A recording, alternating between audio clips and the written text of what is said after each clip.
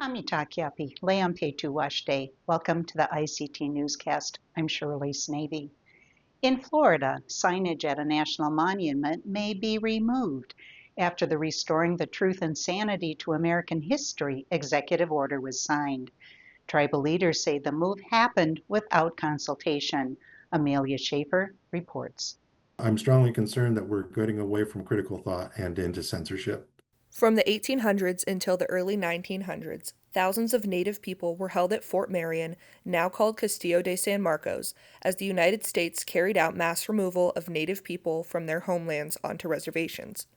The fortress, built in the early 1600s, is one of the many sites with signage flagged as unpatriotic, following a March executive order from President Donald Trump titled Restoring Truth and Sanity to American History. The executive order calls for all federal sites, including those managed by the Department of the Interior, to ensure that messaging emphasizes patriotic values.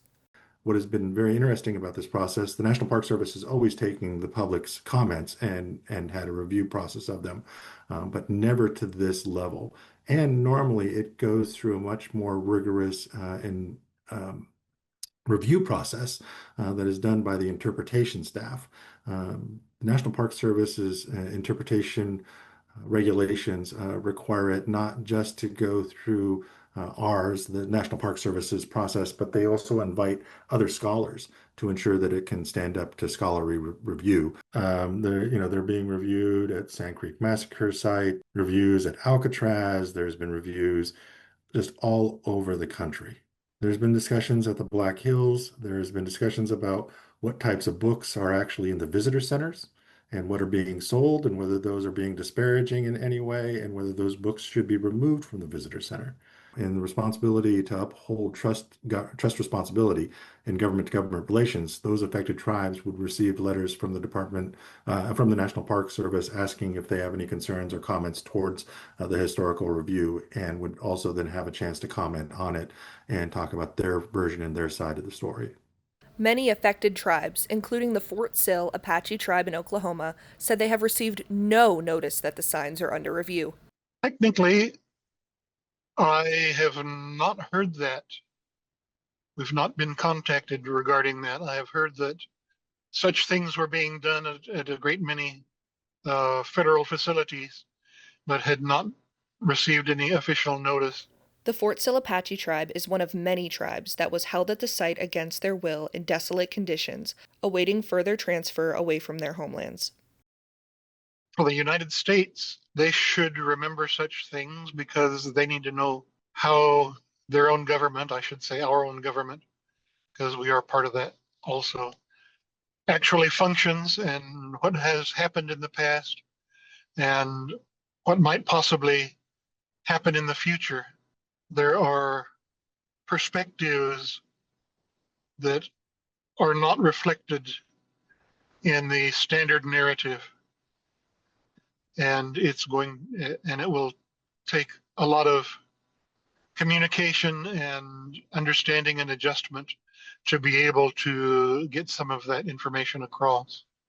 For now, the signs remain under review, with no specific deadline in sight.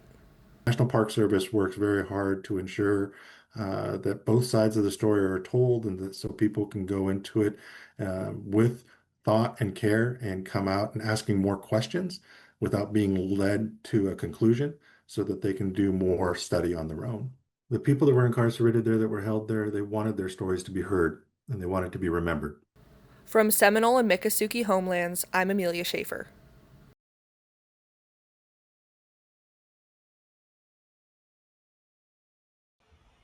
The Centers for Disease Control report that suicide amongst Native Americans is 3.5 times higher than non-Indians.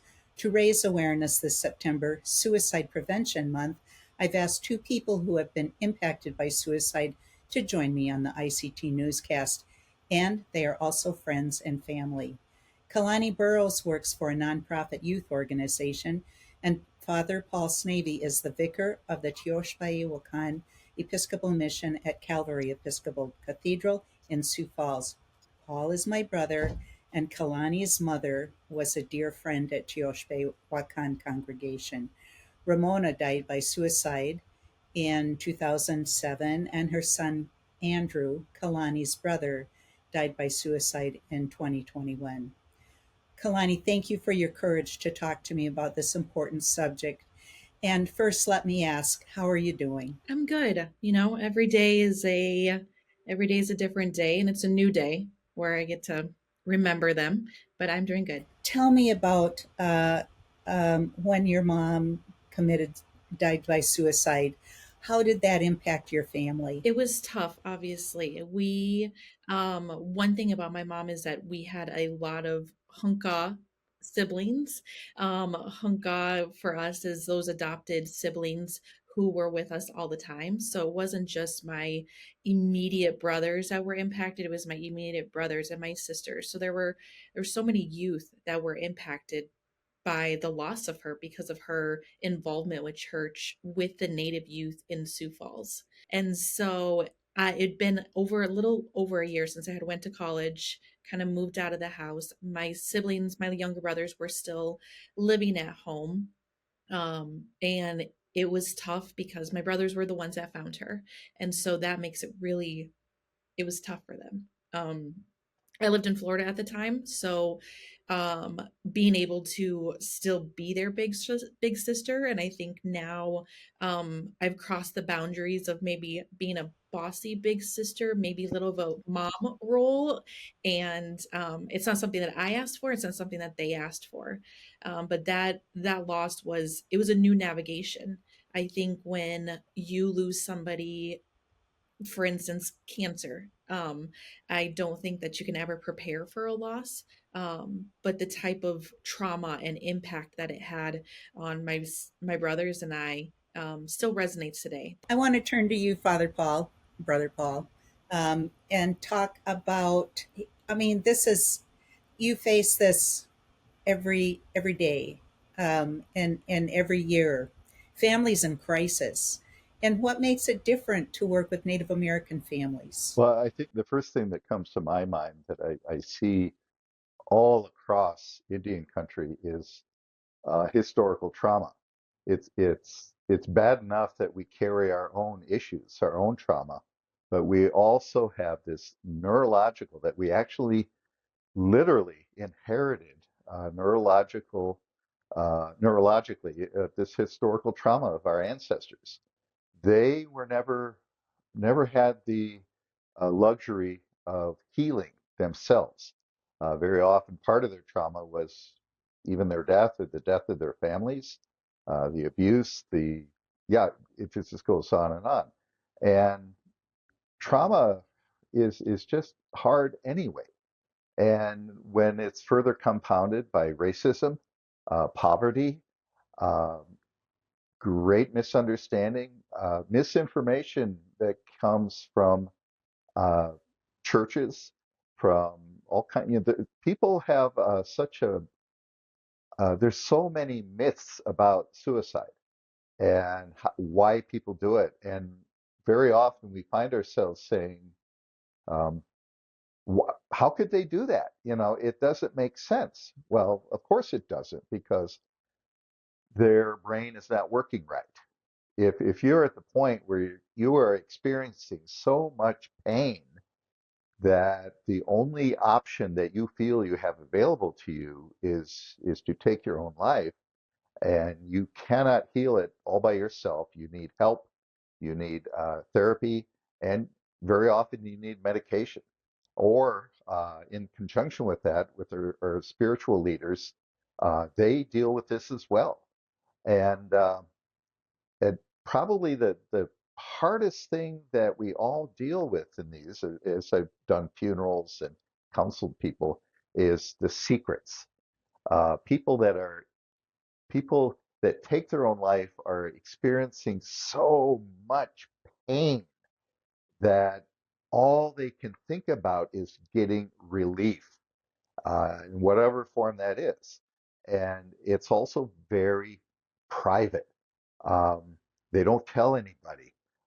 It's this ugly, ugly secret. Kilani, any closing thoughts?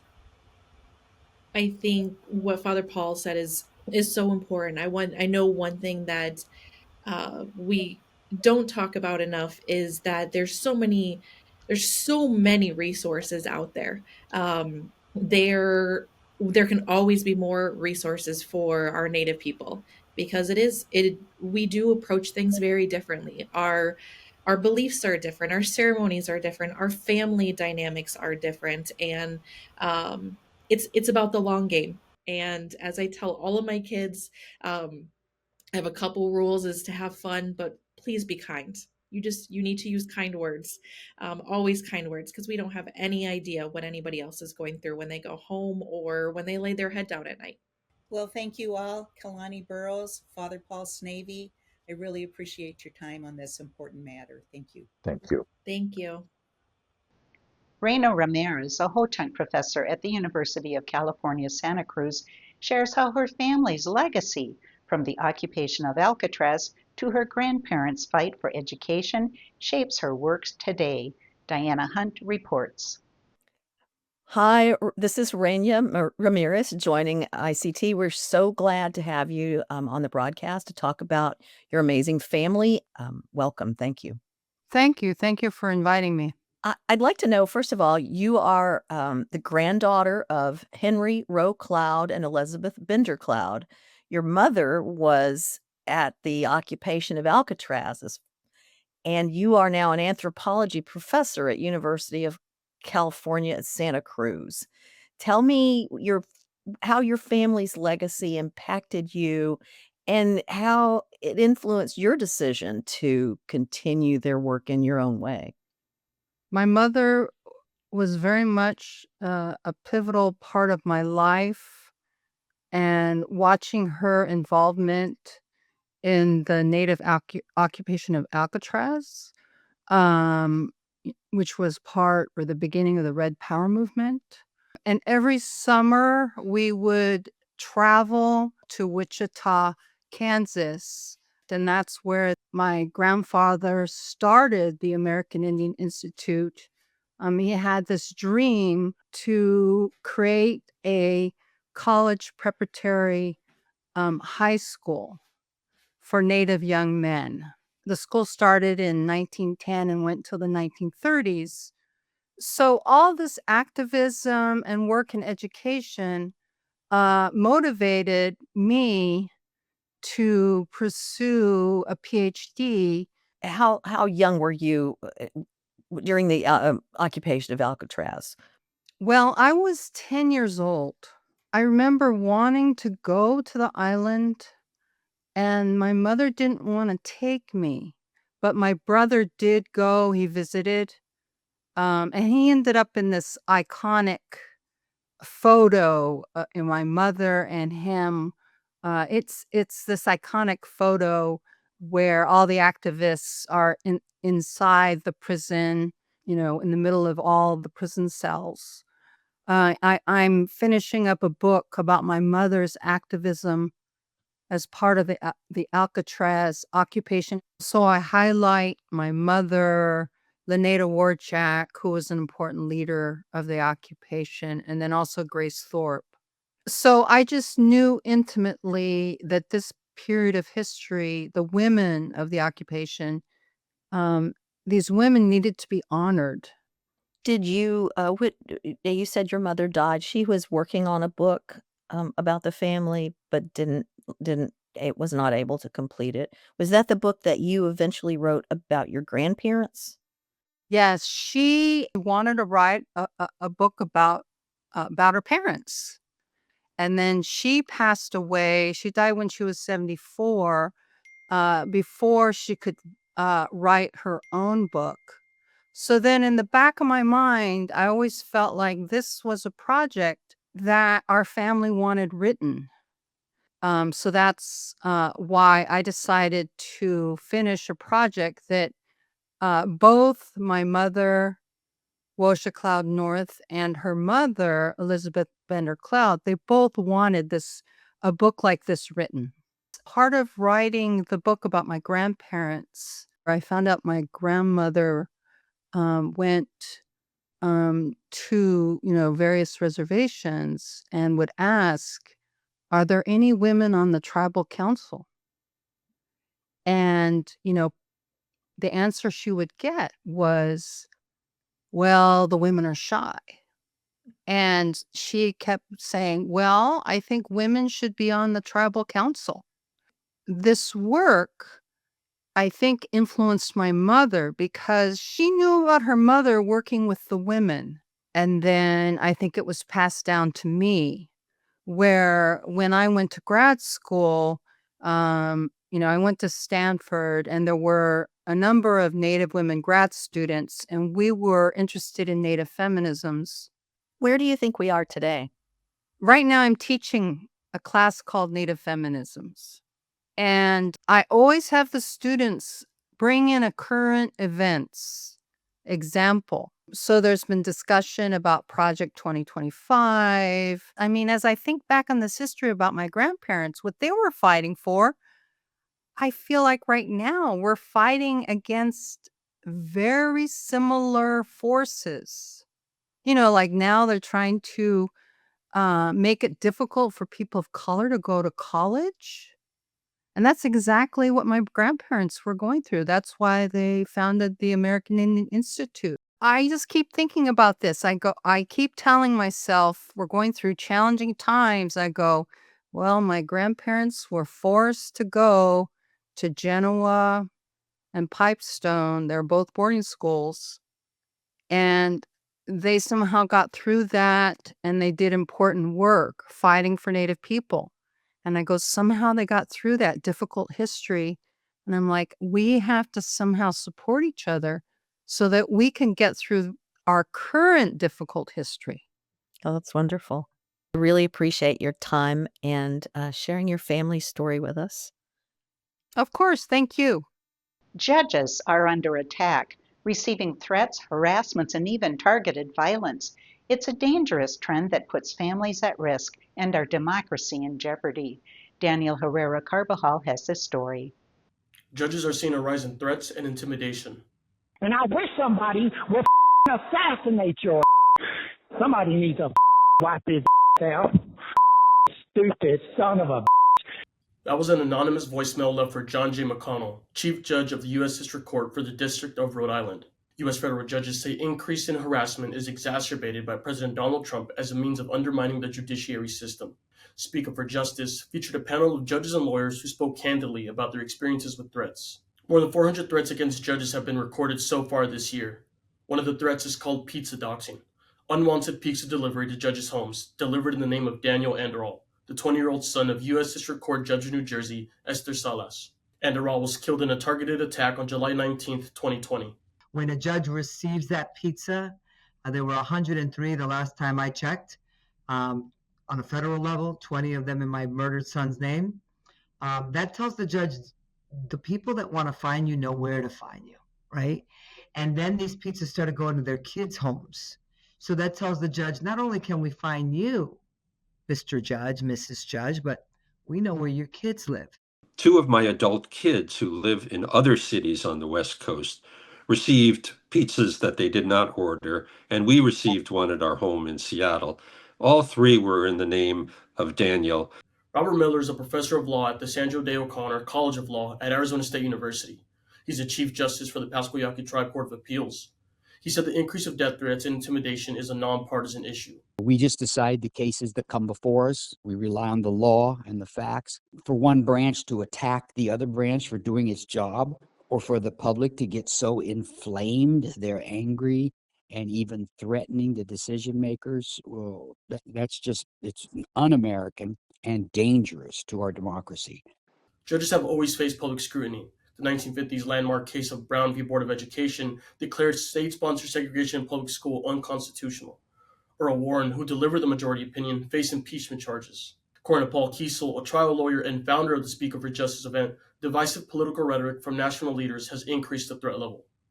And rather than going through the process of appealing and challenging, as is our system of justice, we have taken to raising the threat level to judges themselves, merely because we disagree with the decisions that they've reached. And those threats, as you know, have included death threats. They've included intimidation. They've included social media doxing. They've included swatting. We're seeing the spreading of disinformation by our political leaders on down. And at the top, come on down. And that's telling the American public that the criminal justice system is broken, or the justice system is broken, better said. Telling it doesn't work. Judges are rogue. Judges are corrupt. Judges are crazy, unconstitutional judges. Judges are deranged. Judges are idiots. That's the latest insult. Judges are idiots. Judge John C. Koffner of the U.S. District Court for the Western District of Washington was swatted, a term used for giving a false tip to local law enforcement. This prompted police to show up to his house armed and ready. The SWAT attack followed Koffner's ruling that blocked the Trump administration's order attempting to end birthright citizenship. I signed up for this, and I'll endure the threats and the attempts to intimidate, but my family didn't. Earlier this year, Trump called for the impeachment of Chief Judge James Boasberg of the U.S. District Court for the District of Columbia, calling him a, quote, radical left lunatic after Boasberg blocked the Trump administration's attempts to use the Alien Enemies Act to deport Venezuelan immigrants to El Salvador. If you look around the world, the rise to power in 1930s Germany, 1970s Cambodia, Rwanda, the former Soviet Union, was all preceded by an attack upon the rule of law and the independence of the judiciary. Looking back at what happened in Germany, my good friend Judge Lasnik said, where were the judges? Where were the lawyers? And that's we need a call to action in this country from our lawyers and from our judges to say, not in this country, not on our watch. For ICT, Daniel Herrera Carvajal. Two Haudenosaunee cousins are taking their sound from upstate New York to the world. With a new album out, Rex and Irv Lyons are eyeing their first Grammy. Stuart Huntington has this story. Two Haudenosaunee cousins, Rex Lyons. It's a pleasure to be here. And Irv Lyons. 1, 2, check. Have been making music together for half a century. 30 miles away from home. So tired of being alone. Hope you're waiting at They've written songs, cut albums, and won numerous regional awards in their native Haudenosaunee territory. Too much, but these are all Sammy Awards, and it's the Syracuse Area Music Award. Today, their latest album, White Cadillac, is positioned to, fingers crossed, earn the pair their first Grammy nomination. Yeah, baby, I'm coming home. That would make their mothers happy, as is only fitting in their matrilineal Haudenosaunee traditions. My musical journey started very young. My mother had an outstanding record collection. She loved music, so I was exposed to some extraordinary music right out of the gate. I heard music at a young age.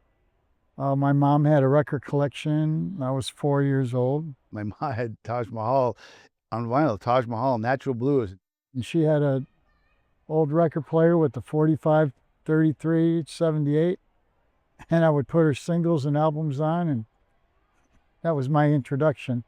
I listened to all of it. Chubby Checker, Johnny Burnett, from Fats Domino, Everly Brothers, Johnny Cash, Jerry Lee Lewis, you name it. I had Merle Haggard. These things were like, you can't get any better, I guess, education, to start at where everything came from. Of course, it wasn't all roses and sunshine. Yeah, after first, it's very, my son has an interest. Let me support that. Let me nurture that. But when it's rock and roll, it can be kind of a double-edged sword. And I remember giving her a lot of headaches and saying, turn that down, and...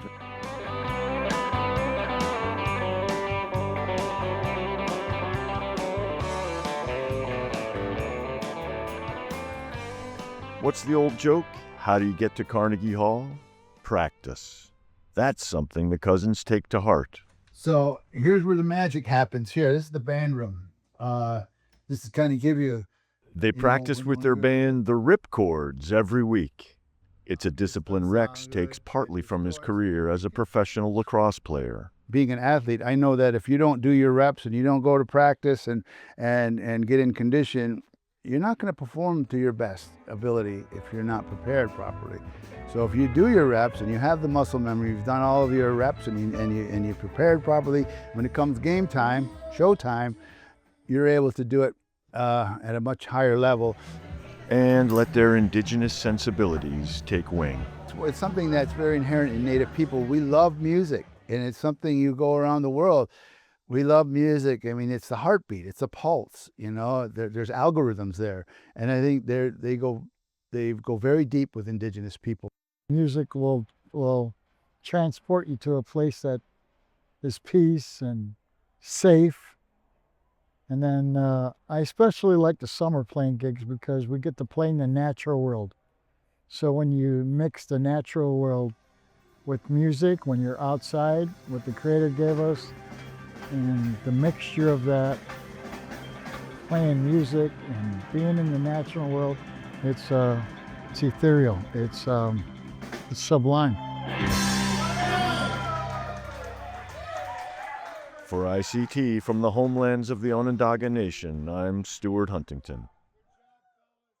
And that's a slice of our Indigenous world. For all the latest, visit ictnews.org. From all of us in the newsroom, stay safe, my relatives.